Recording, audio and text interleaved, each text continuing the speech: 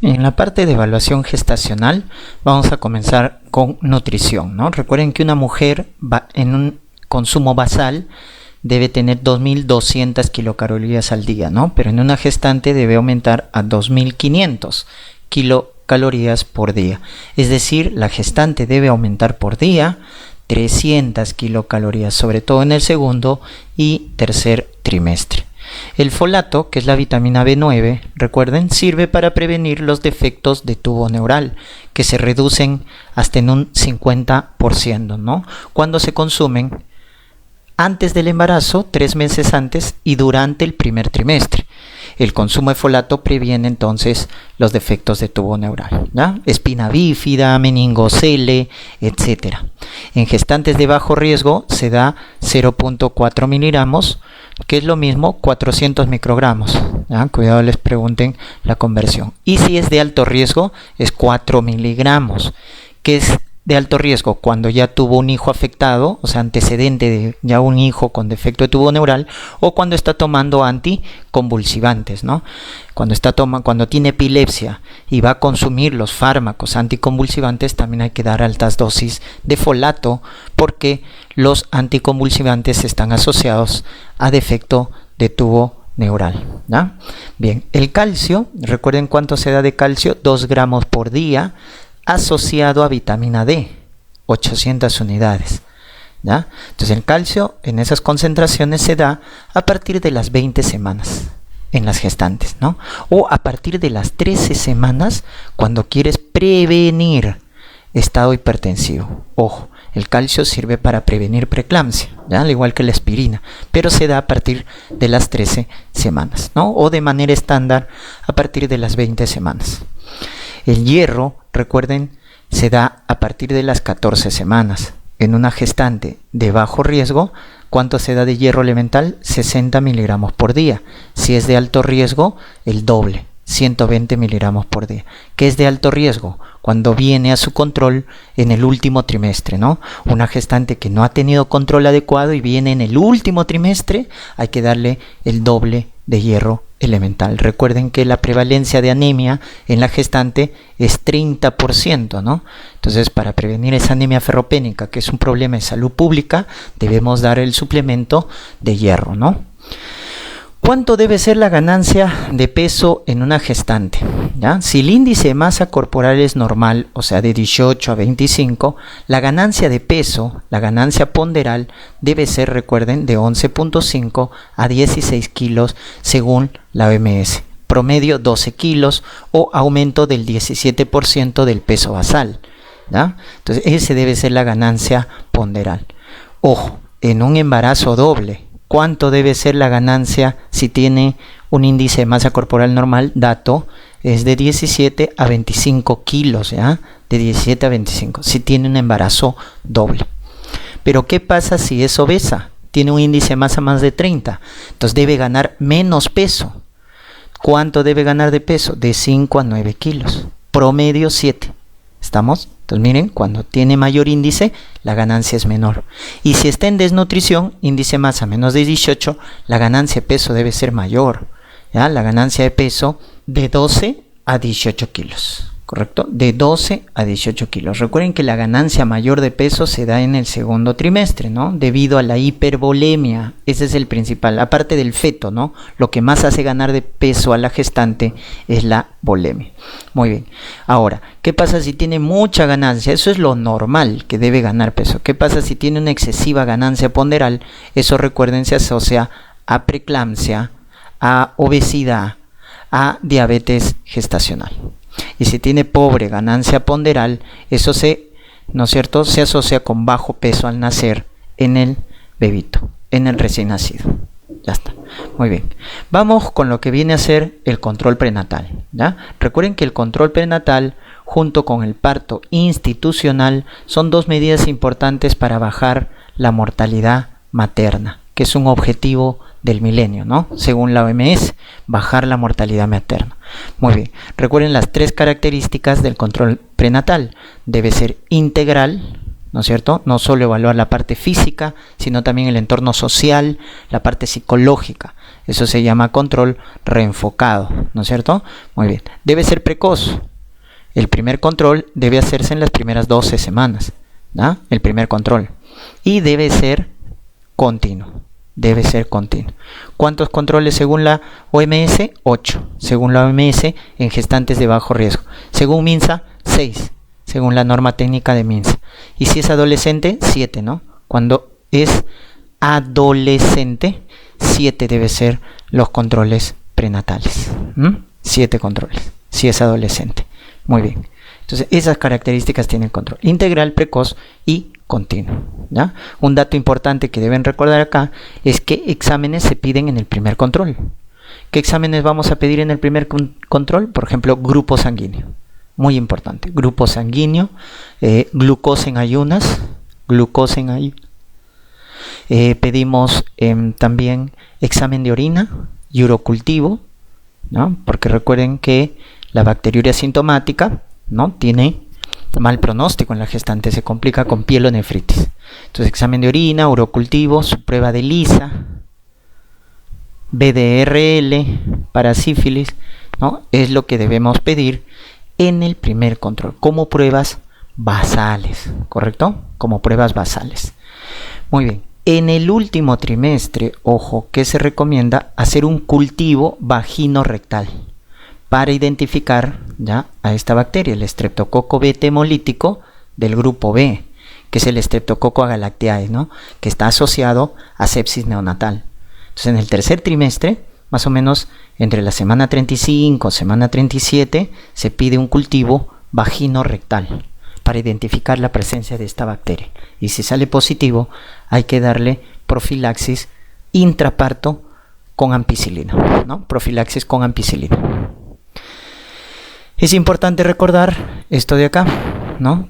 En el control prenatal, los factores de riesgo se van a clasificar, ¿no?, en alerta, ¿ya? Son factores de riesgo intermedio, y lo que viene a ser seguimiento continuo, ¿ya?, que es de alto riesgo. Seguimiento continuo.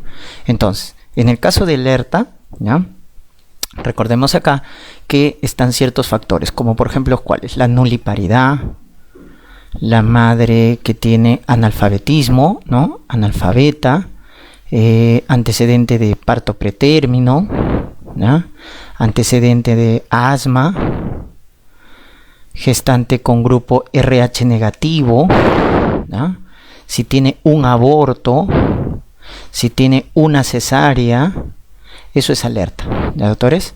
Muy bien. ¿Cuándo es seguimiento continuo? Allá, por ejemplo, las edades extremas, ¿ya? Adolescente o añosa ya es alto riesgo. Cuando es abortadora recurrente, recuerden, recurrentes 3 o más, ¿verdad? 3 o más abortas. O cesárea, 2 o más cesáreas. Si tiene 2 o más cesáreas, ya eso es de alto riesgo. Y las causas de muerte materna, ¿no? Hemorragia posparto, por atonía, ¿ya? ¿Qué más? Preeclampsia. Y de las causas indirectas, tuberculosis, ¿ya? También VIH, ¿ya? O la gestante que tiene RH negativo, pero su test de Coombs, ¿cómo salió? Positivo. Si su RH negativo y su test de Coombs salió positivo, eso ya es de alto riesgo, ¿ya? Entonces, y acuérdense los factores de riesgo. Vamos ahora a la exploración abdominal. En la exploración abdominal tenemos acá las maniobras de Leopold, que se deben hacer a partir de las 26 semanas para determinar la actitud fetal.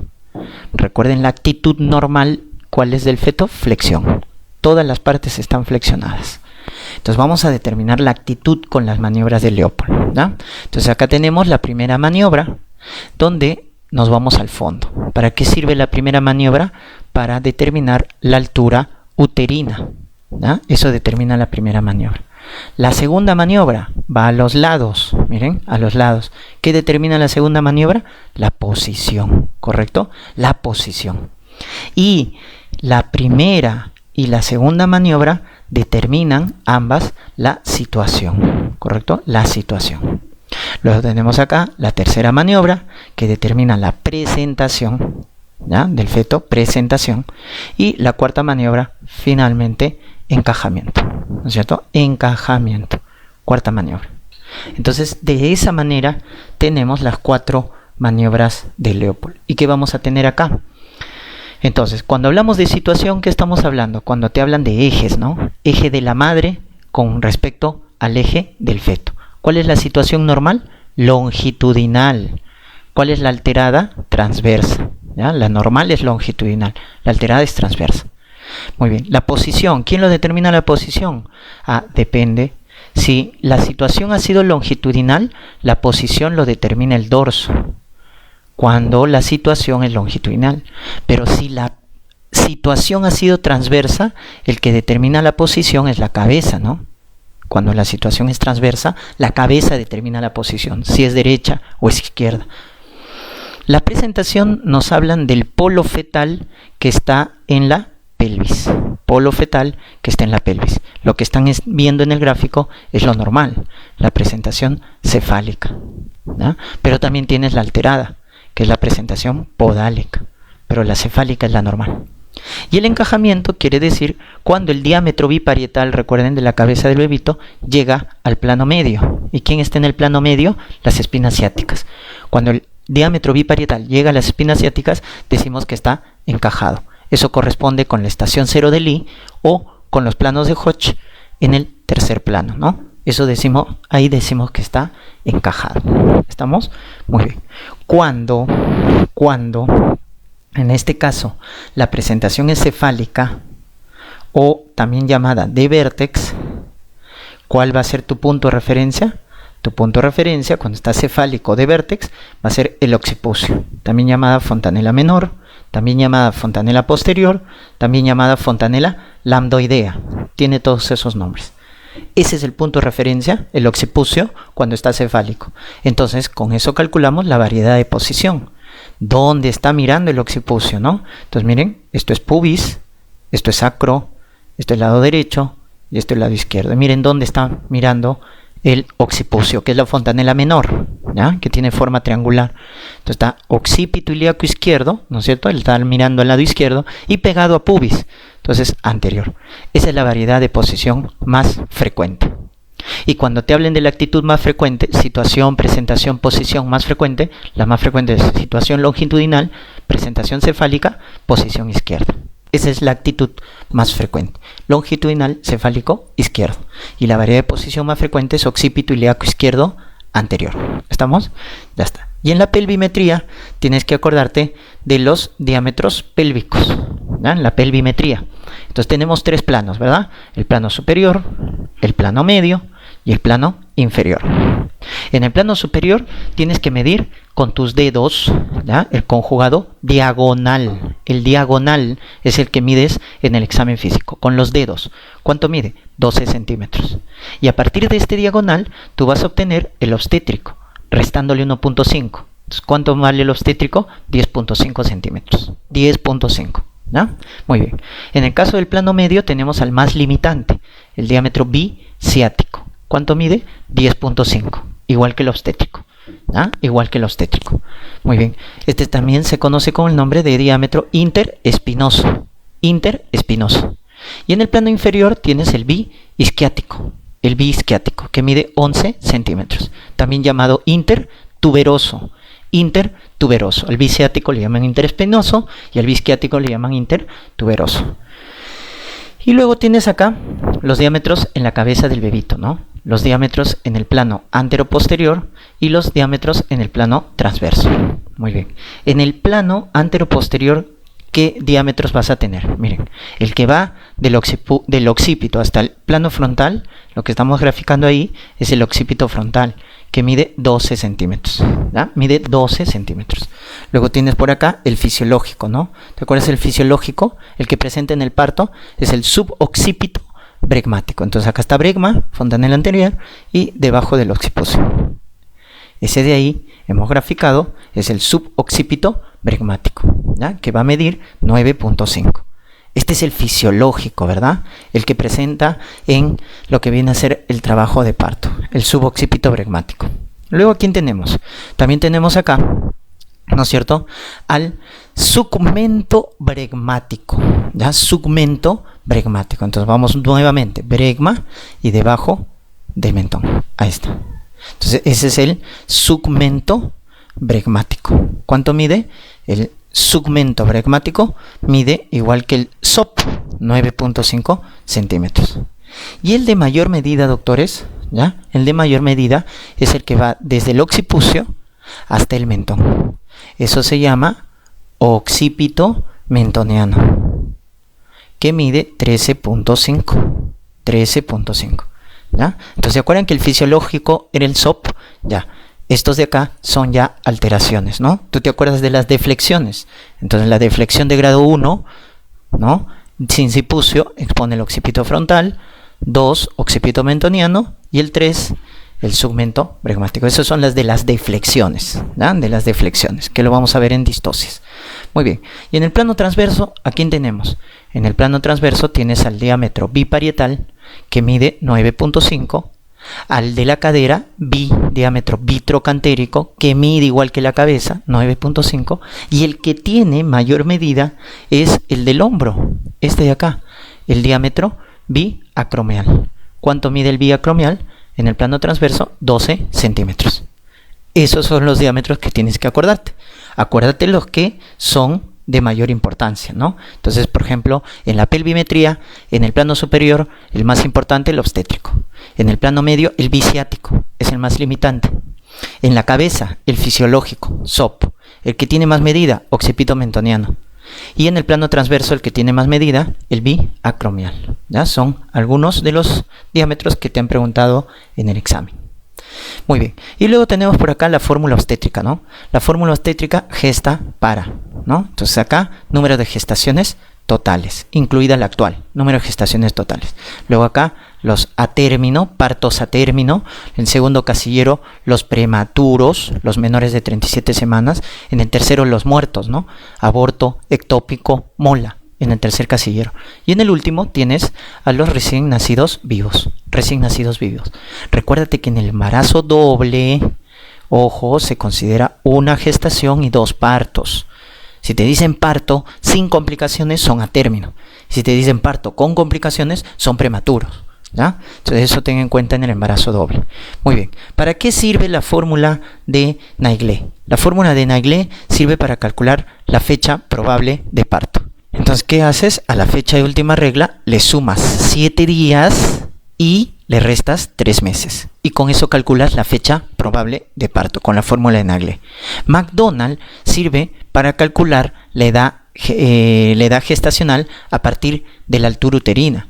Entonces, esta sirve para calcular la edad gestacional. ¿Por qué? Porque le sacas los 8/7 de la altura uterina y eso te da aproximadamente la edad gestacional. Recuerden que la altura uterina con la edad gestacional tienen muy buena correlación entre las 20 y 34 semanas, ¿no? O sea, si una gestante tiene 25 semanas, su altura debe ser 25 centímetros. Entonces, con eso relaciona altura con edad gestacional. ¿Qué pasa si tengo una altura uterina disminuida para la edad gestacional? Debo descartar un RCU, debo descartar un oligohidramnios, debo descartar un óbito, ¿no? O por el contrario, altura uterina aumentada, debo descartar un feto macrosómico, un polidramnios, un embarazo múltiple, mola, etcétera, ¿no? Todo lo que aumente la altura uterina.